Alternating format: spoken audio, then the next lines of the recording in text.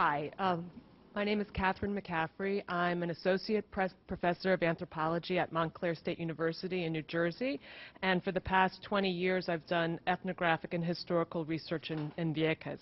My comments are intended to footnote or highlight some of the excellent presentations already made on Vieques, but I think it's important to bring two particular issues to your attention. First, the healthcare situation in Vieques, quite bluntly, is a disaster. There's a fundamental lack of access to the most basic care. The health center lacks an x-ray machine, a pharmacy.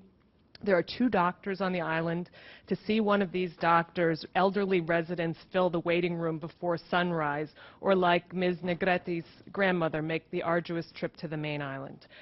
Recent budget cuts have laid off probably a dozen staff members, leaving less than a skeleton crew, I'd say a dismembered skeleton crew to staff the health center.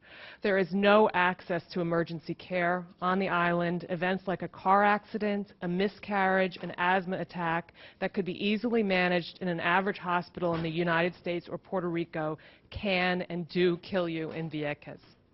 The second point that I want to make is that the economic situation is dire and deeply troubling. After so much suffering and struggle and disadvantage caused by the military occupation on the island is being bought out by foreigners seeking vacation land in paradise. Viequenses need to be compensated. They need laws that allow them a foothold on their own land. They need a government intervention to ensure them some modicum of fairness and access to housing, jobs, and opportunity. Thank you.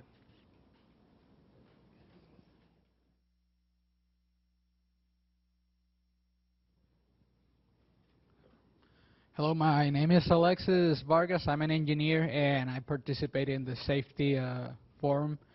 I just wanted to bring out that in the last couple of weeks there has been a lot of talk on the integrity of the infrastructure in Puerto Rico, at the extent that the building code is being revised because too many structures are being found non-conformant. So I know that we have been cooperating in hurricane disasters since the days of Roosevelt, so we're kind of gurus at it by now. But we haven't had a major disaster earthquake since, I believe, 1910. So it is a good thing to look at the new revisions, at the investment that needs to be done as a preventive measure for a disaster like the one that occurred in Haiti. And regarding the urgency of presenting bonding and constitutional alternatives for the status, I wrote this. I wrote that I'm 25 years old, so in 1985, I did not know the era of Muñoz Marín.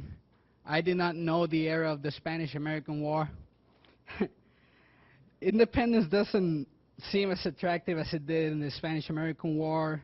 The transformation that was seen in the era of my grandparents doesn't really evoke any loyalty to me to the Popular Democratic Party as it occurred many years before I was born. And my entire lifestyle, I will see, at least in everything that is tangible, has been American. I have grown to embrace my Puerto Rico and my American influence as a child embraces the ways of a father and a mother, like our good old friend said here. The question of the status seems to evoke a conflict parallel to that of choosing, a child choosing which parent he loves the most. So the way I feel and the way my social circle feels, all from my generation at least, is that we would rather not choose at all and keep going with what we know, but that's simply wrong. So that is why we must agree with the previous panelists requiring Congress to provide us with options that are both bonding and constitutional, because that's the only way that we finally choose based on fact and not on speculation, which is the fuel for the fear of change that has kept the colonial status alive all these years. So what are our options? Thank you.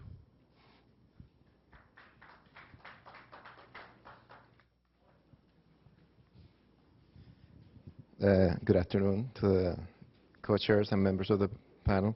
My name is Frank Ruyan. I'm from Florida. I'm the Vice President of the Puerto Rico Bar Association of Florida, and my statements are not from the Puerto Rico Bar.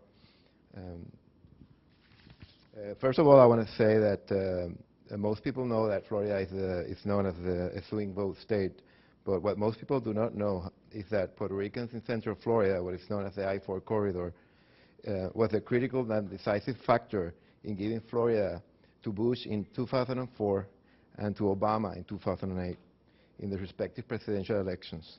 So the Puerto Rican political force in Florida is powerful.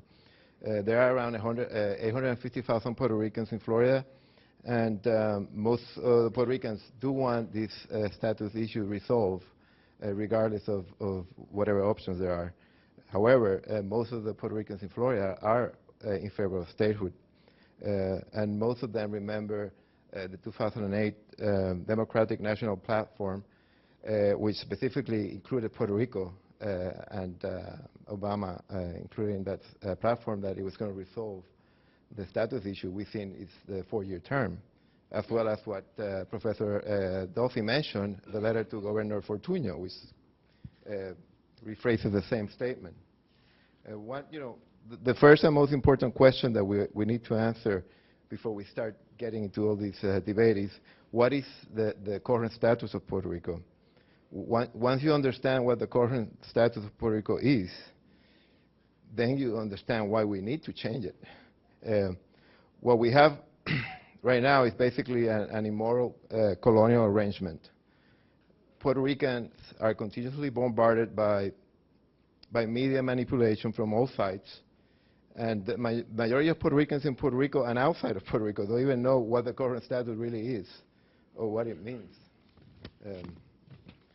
The current status was really not invented by the U.S. or even by Luis Muñoz Marín in the 1950s. If you look at the Roman history back in 380 BC and even the 90 BC, the Romans invented what we have in Puerto Rico right now. It was a Romanization and colonization policy designed by the Roman Republic in 384. It was basically a policy to provide provisional transitional period to total incorporation.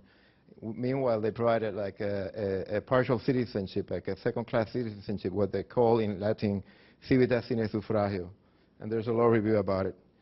So, to summarize, what Obama should do about this? For starters, really I think focusing on looking towards the future and what kind of training we can provide that will match what these other departments are doing in terms of the ability to attract investment, so that we're training the workforce for the future in areas like green jobs, but not later than 2012, for health care, allied health, etc.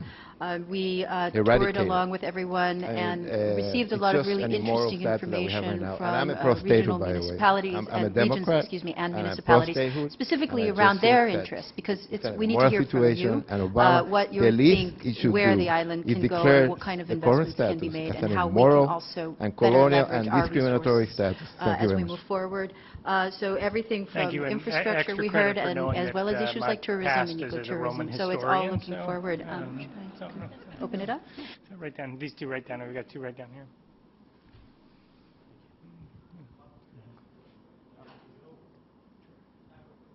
Hi, good afternoon, and my name is Jerome Garfer. I'm a Puerto Rican. I've lived there most of my life, and a proud U.S. citizen. I head up an investment management company called GCAP Investment Group, and we're based in San Juan with offices in Atlanta as well. I also have the honor of serving on various government boards in Puerto Rico, mainly the Puerto Rico Industrial Development Company, as well as the Commerce and Export Company. Puerto Rico's economic future is in a very precarious state, and we all know that. Even though Governor Fortuño has taken all the right steps to correct a huge budget deficit and make government more accessible and work better for the people of Puerto Rico, we still face a veritable mountain in attaining economic development parity with all the 50 states. There can be no doubt that statehood will contribute enormously to Puerto Rico's economy. The latest two states admitted to the Union, Alaska and Hawaii, both demonstrated those great benefits, especially Hawaii, since we're similar in nature. Statehood provided assurances of a permanent relationship within the nation, as well as a full integration into the national economic system. The result of statehood was the fact that their economies grew at unprecedented rates. Foreign investment grew exponentially, and the results on their general populations were a higher level of standard of living. Until recently, Puerto Rico's economic development was mostly based on Section 936 of the Internal Revenue Code. While it initially helped promote labor-intensive manufacturing job growth, by the 1980s it was mostly benefiting capital-intensive industries, and hence its economic model was outdated and its benefits to Puerto Rico were very much minimized. As in the cases of the states, free trade agreements lured labor-intensive manufacturing to foreign countries, as well as cheap labor. Puerto Rico was not the exception, and jobs did leave the island. For years, Puerto Rico has boasted the highest GDP growth rates and the highest GNI, gross national income rates, in the Caribbean and Central American region. Despite this, major studies have reported that Puerto Rico's economy has stagnated since the mid-1970s and 80s, and our income gap with the states has grown. 2006 census report put out on Puerto Rico's median household income, put Puerto Rico's median household income at $17,184, as compared to the poorest state of the Union, Mississippi, at $32,938.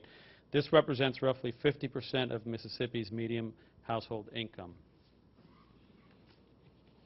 The current territory status has long since benefited Puerto Rico's economy as much as it can. It does not have the potential to do much more for our standard of living. Status change and political power are essential for substantial improvements on the island's economy. And when I say islands, I mean the island of Puerto Rico, Vieques, and Culebra. Growth without these tools would be marginal at best and unlikely to match that of the 50 states. Investment and capital are keys to economic growth. Puerto Rico's current status handicaps economic activity and territory in several ways. First, uncertainty about the future of the islands restrains investments from both within and without. Second, the territory is not fully integrated into the national economy and not even considered domestic by many businesses, resulting in untold lost opportunities for our island. It is not even factored into many federal economic studies or data collections. Third, residents of the territory, especially the needy and low-income workers, but also others, such as all Medicare recipients, are denied several billions of dollars in federal assistance annually, depriving sectors such as retail of the economic injection that benefits the economy in other areas of the nation. Fourth, federal procurement is minuscule compared with any state because of the territory's lack of representation in the federal system. Fifth, federal investments such as roads